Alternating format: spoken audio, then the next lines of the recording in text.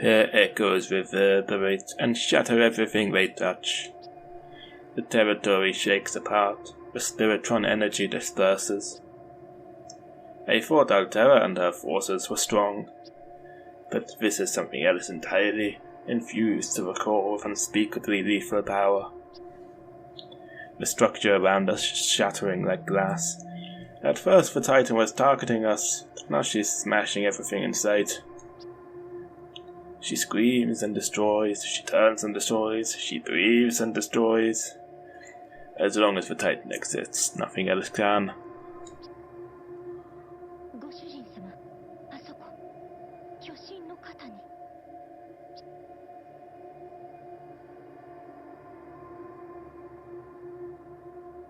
I see a figure. Fun Steve McDude guy's body is standing on the shoulder of a giant. And that third me is being eroded away, broken down. I can tell from here, it's what I'd expect to happen, being so close to a force of destruction. Nothing alive can stand beside her, no matter what bonds they have, no matter what they might have said to each other. Her destructive power is absolute.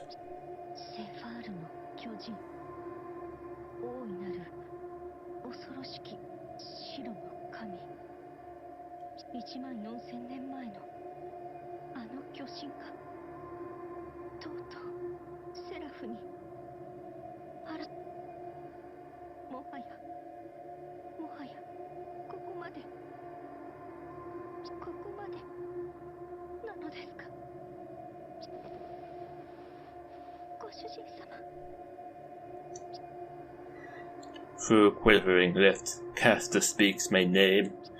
I've never seen her this vulnerable, not in the capital, not even in the Holy Grail War.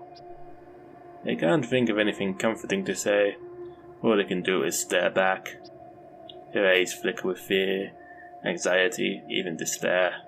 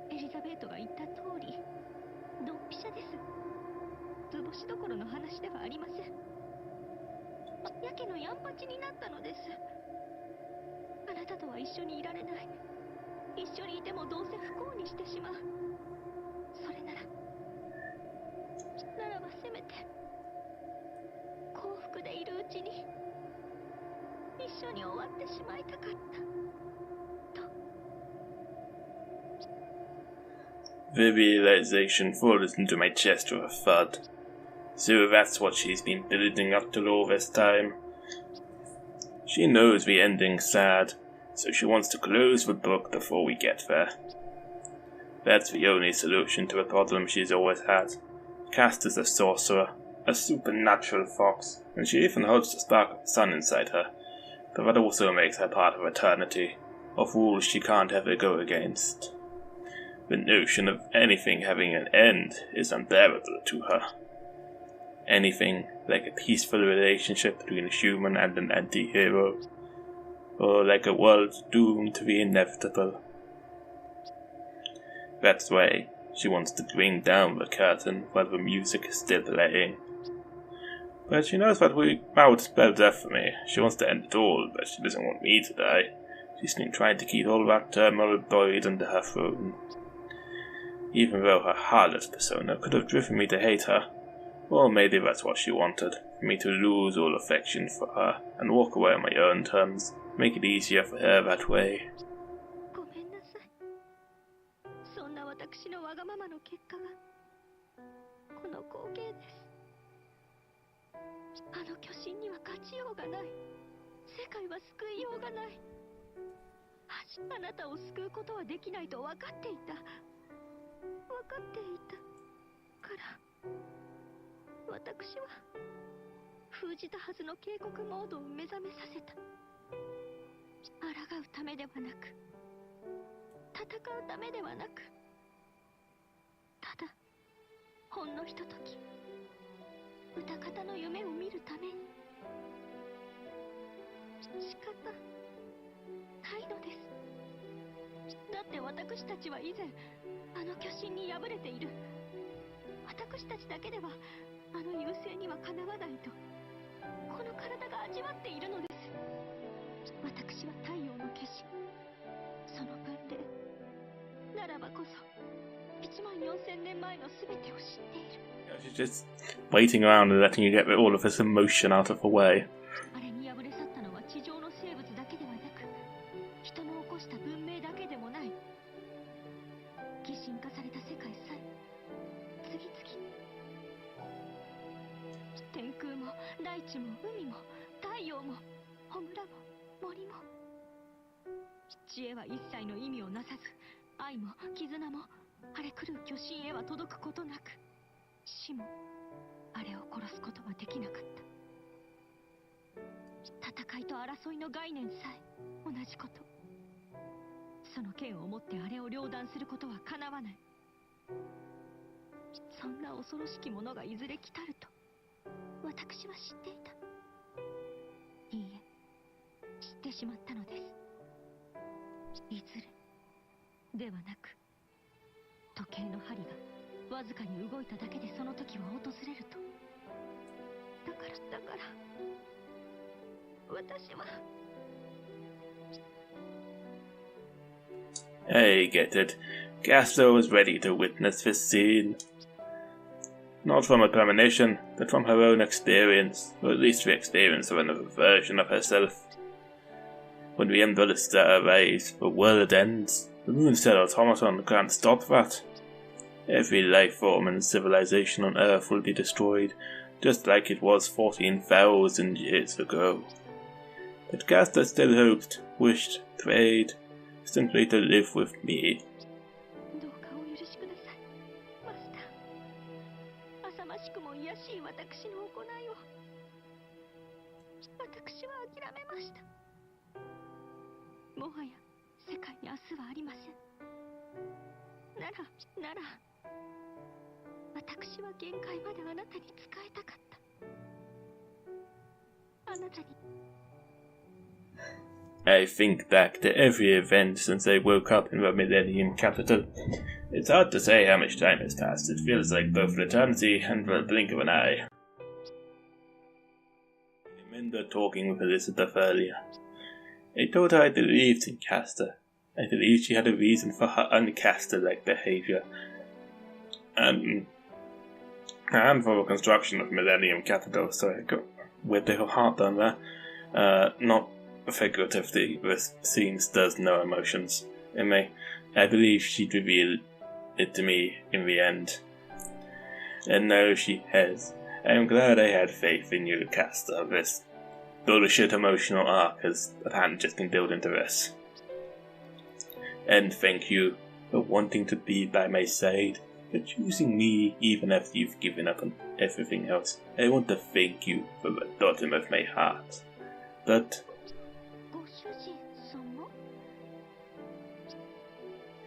no, this is wrong. Really?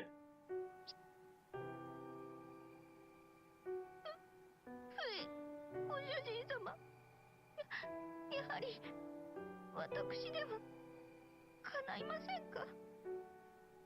所詮私はサブサーバント、メインサーバントでもない身でありながら制裁をどうって。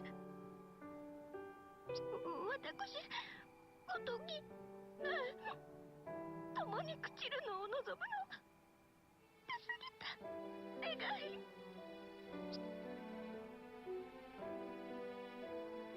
You're completely wrong. Think about it, I tell her.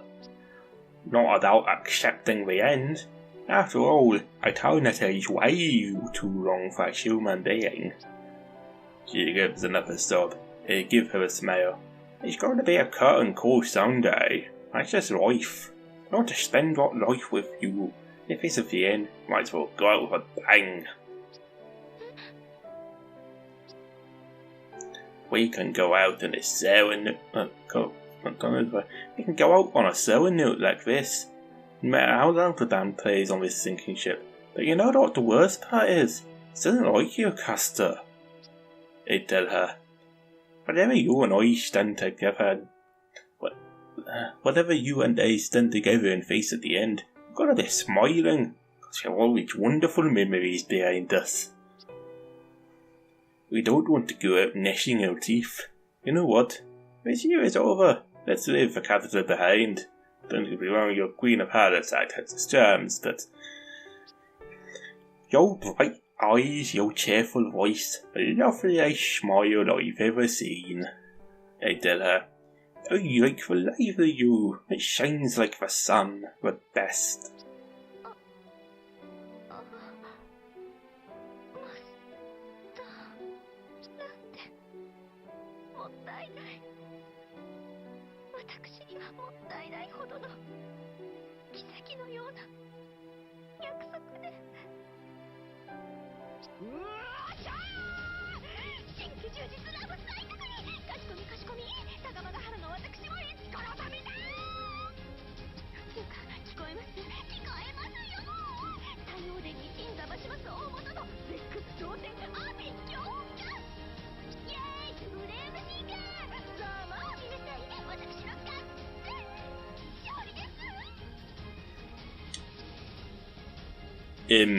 The memo? Don't tell me all that reflection didn't count for anything.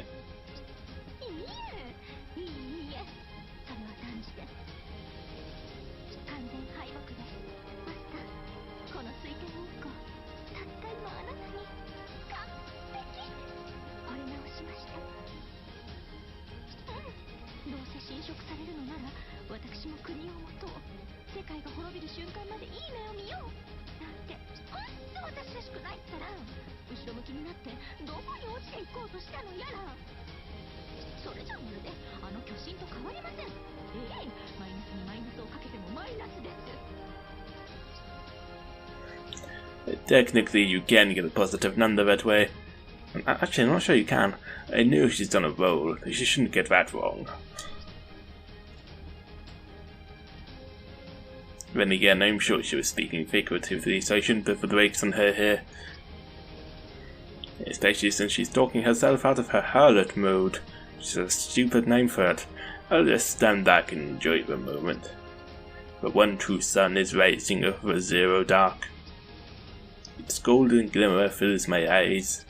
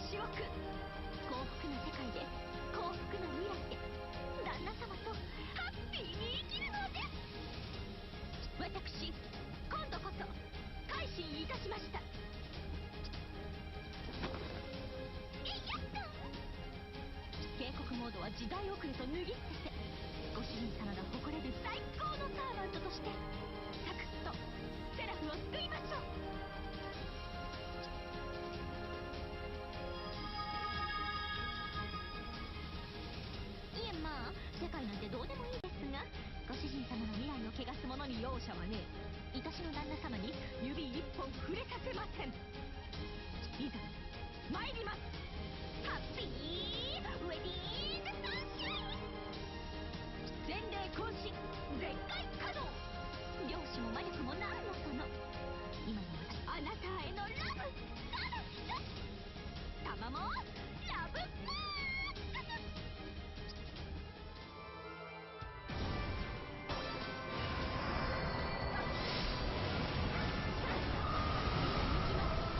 ご主人様との幸福な未来のために。魔力が進行相手の行動をよく観察し攻撃の機会が見えてくるはずだ。好機だ。胸のコアを攻撃破壊しろ。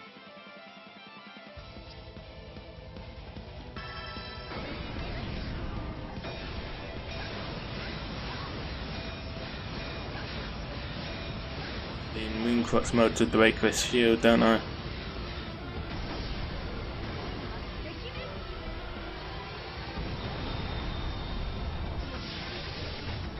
ご主人いざ。いかがしよ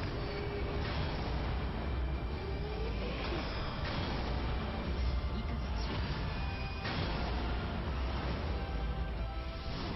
ピレットがよ虫切りだ。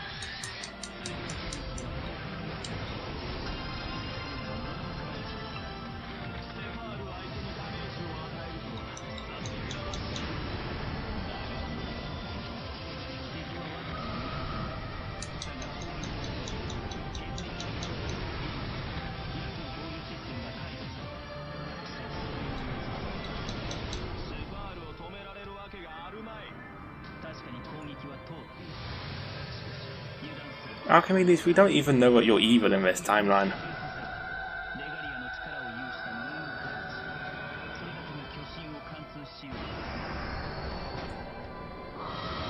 Yep, kinda, we've already done that.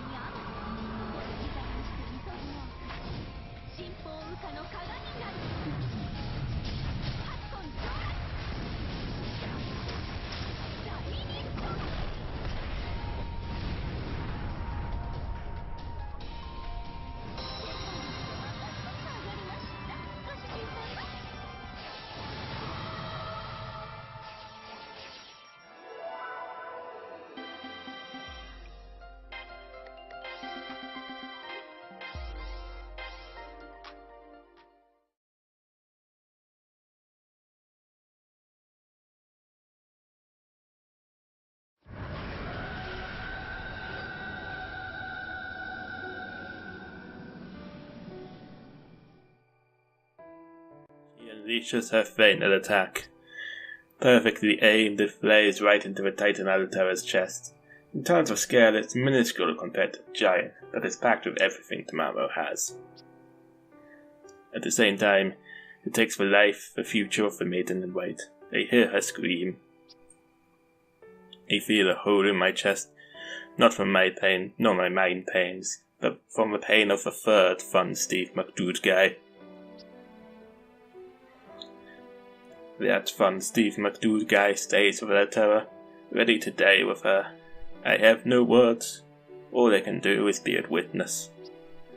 And the final strike hits home.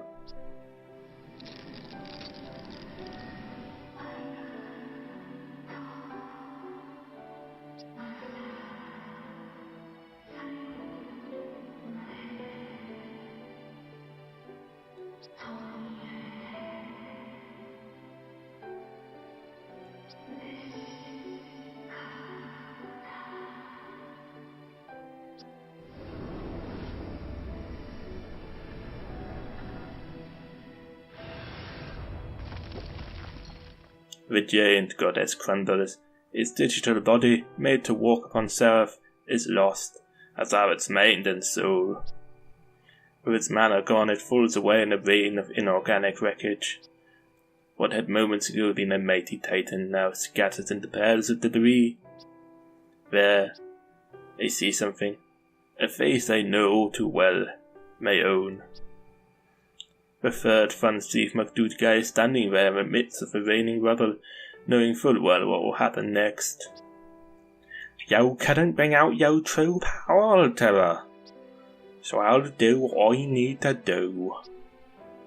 I hear a voice from the storm, a voice only the two of them were meant to share. He looks up at the cracked pieces of his servant's face.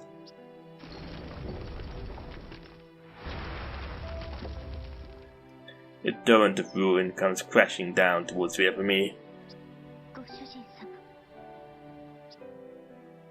Even as I hear Caster murmur, I understand there's nothing to be done. He doesn't try to run. He stands there, letting the debris wash over him and take him away. It's his decision, and I understand. Yes, even though it seems like a futile death, there is more to it than resignation or sadness. I think fun Steve McDood guy had a reason, and made that choice in order to change something. That's why I don't reach out, I don't even say a word. Until the end, I think. Until the very end. In my heart, I send off the upper me, who walked a different path than I, until all trace of the body is gone. Goodbye, body of fun Steve McDood guy. She must have been a wonderful servant to you.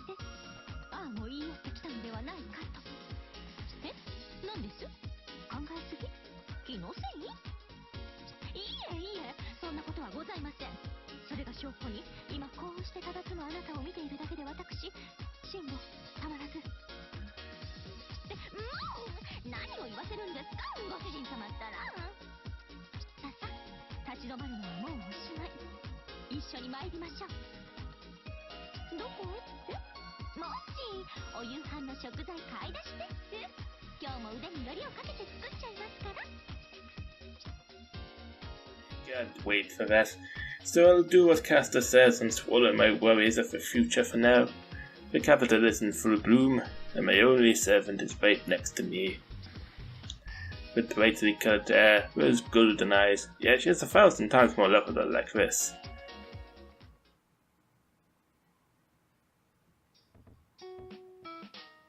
カルナッチさんが教えてくれたんです。この先に美味しいサワラの西京漬けを売っているお店があるって。試食して美味しかったら今宵の献立に加えてしまいましょう。試食は禁止とか言われたらそれはそれ。セラフの救世主を前に何とすると私が。警告モードでもって。いえいえ、冗談です。もう決して警告モードになどなりません。That's good. His plotline is creepy.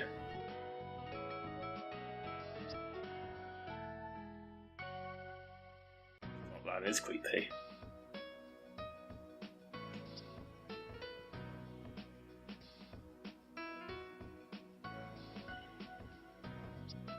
Yeah, somehow they've even did an economy. There are craftsmen and shopkeepers, and that means there are consumers. Instead of a giant empire run by one ruler and her servants, it's looking a lot more like a nation. Almost like a real world, you might say. そうだ。今晩の献立について基本メニューはもう考えてるんです。豚肉とナスの味噌炒めにかぼちゃの甘煮、ほうれん草はおひたしにせずごま汚しで、お味噌汁は赤だしのなめこ汁、さらに噂の西京焼きを。これはライダーさんのお店で買った大きなお皿に盛りましょうね。That's right. The other day we saw Raider at a certain antique shop. She acted like an employee, so I think she might have been doing part-time work there. I didn't ask for details. Her new glasses suited her well, and I told her so, but then Caster got angry. Kana is patrolling each territory of Serapha. He explores the new territories that keep appearing daily, searching for NPCs and servants, especially those related to the Moon's Holy Grail War. From time to time, he drops in to give a report, usually about which shops have the best food or where the best fishing and hunting spots are. No one knows where the Zerker went. It's rumoured that he wanders the Zero Dark looking to spark a new battle. He did stop by once before he left, and when he saw Caster no longer looking at her itself, he got an odd expression on his face and walked out. These are peaceful times in Serapha, even if it is all just temporary. Even if the illusion only lasts a short time, these are still important days, for us especially. そうだ、ご主人様、ちょっと足を伸ばして他の領域に参りましょうか。毎日和食ばかりではいいね。まさか私の愛情たっぷり、まじないたっぷり、パーフェクト料理に飽きるはずはないのですが、たまにはローストチキンの一つも焼いておきませんと主婦たる者の固権に関わります。和食に中華にインドだけがレパートリーと勘違いされてしまっては困ります。たまもは世界のたまもちゃんですから。This plotline is creepy, this plotline is creepy.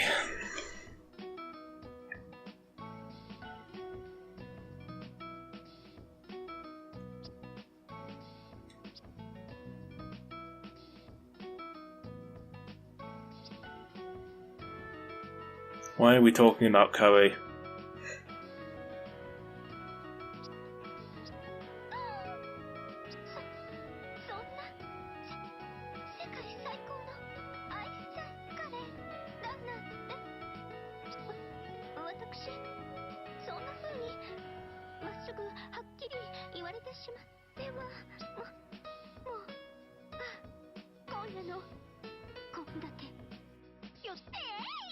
予定変更しちゃいます。構いませんとも、すでにある食材は明日に回します。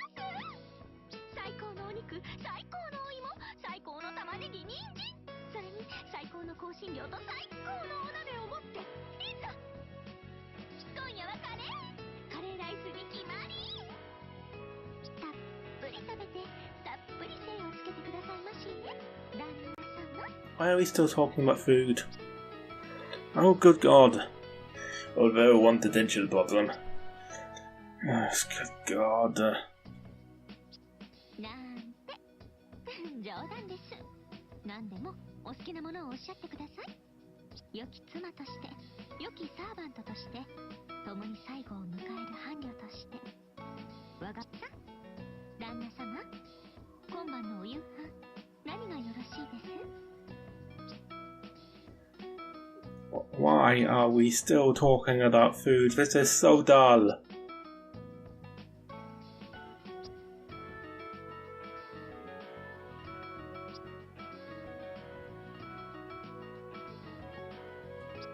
はい。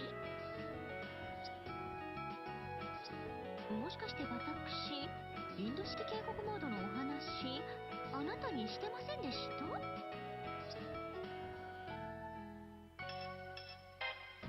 では、それは今宵の寝物語にでも、たっぷりじっくりお聞かせして差し上げます。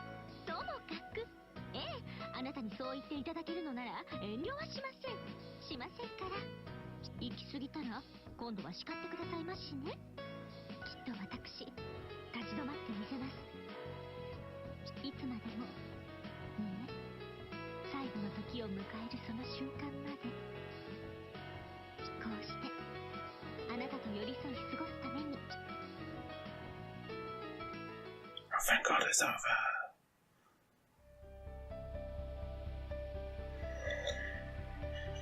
Okay, that's the end of the second arc of this godforsaken hell game.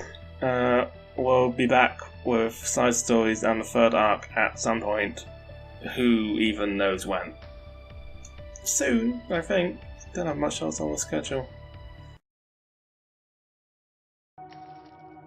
またしてもか。身代の絶望を知るがゆえに、いくらか組みしやすいかとも思ったが、よもやここまで愚かしくも人間ごときによった存在とは。落胆したぞキャスター。警告の美記、おとぎ話の怪物が聞いて呆れる。束の間の甘美を味わいながら滅びの時を待つがいい。無価値無意味の極みたる平穏にせいぜい浸れ。次期クオンタムタイムロックに入る。やれやれ、またも移動しなくては。まあいい、成功するまで何度でも繰り返すだけだ。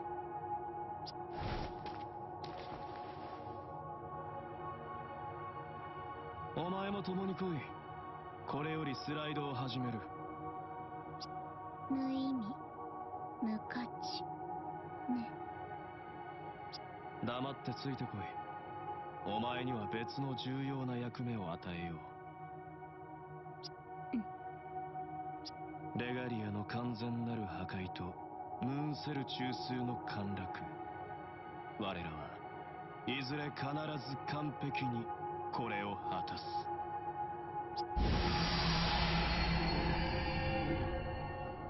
無意味だか無価値だか知らないけど、せいぜい幸せな最後を迎えなさいよね、小豚。